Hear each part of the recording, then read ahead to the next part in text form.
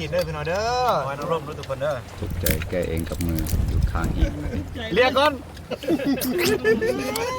ขอคนจะกินเขาต้องล้างกับไม่หอยล้างก็แม่ล้างเลยกันนะ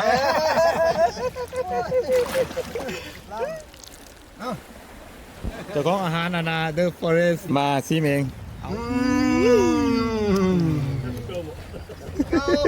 มีเมนเมื่อนาอันหอยนางรมนี่มันจะมีหอยแครงแล้วก็หอยนางรมแล้วก็ปูเนาะ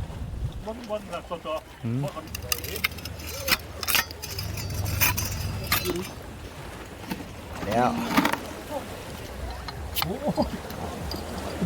ตายครับ